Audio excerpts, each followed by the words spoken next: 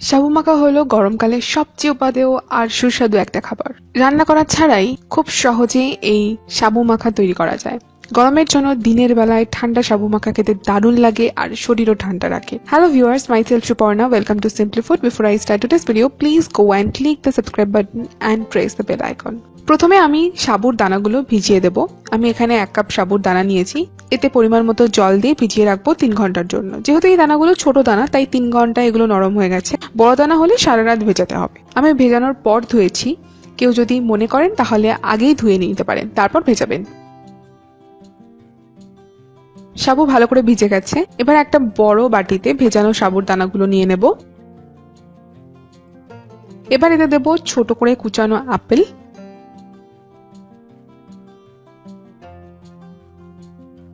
Half করে কাটা আঙুর,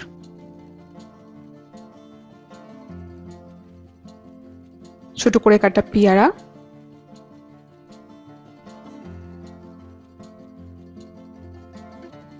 এবার কুড়ানো নারকেল, যার জন্য সাবু মাখাটা আরো লোভনীয় হয়ে উঠছে। নারকেল করে একটা সুন্দর টেক্সচার অ্যাড করে এই খাবারে।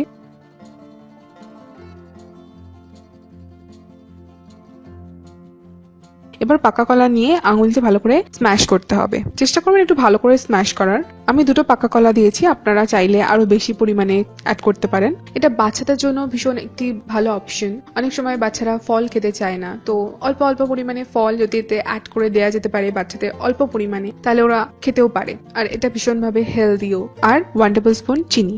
চিনিটা আপনার পছন্দ মতো অ্যাড করবেন। নারকেল জল দেব কিছুটা।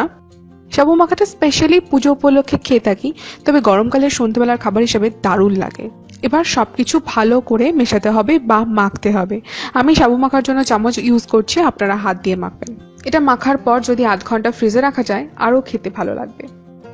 সাবু মাখার এই রেসিপিতে আপনি যে কোনো ফল ব্যবহার করতে পারেন যা আপনার পছন্দের। সব শেষে আমি দেব বেদানা, যাতে রংটা ঠিক থাকে।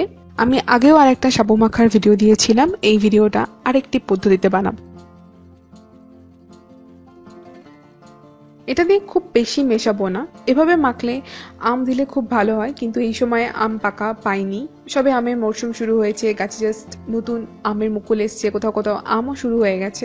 আপনারা যখন বানাবেন তখন আম থাকলে অবশ্যই অ্যাড করবেন। আমার সাবু মাখা তৈরি হয়ে গেছে। এটাই গরমে বানাবেন আর আমাকে জানাবেন কেমন লেগেছে। আপনাদের সবার কমেন্ট পড়তে আমাদের খুব ভালো লাগে। আরো বেশি করে কমেন্ট করুন, আমাদের চ্যানেল সাবস্ক্রাইব করুন আর শেয়ার করুন সবার সাথে। লাইক করতে ভুলবেন না। সম্পূর্ণ ভিডিওটা দেখার পর ভালো থাকবেন, সুস্থ থাকবেন সবাই। Thank you, by.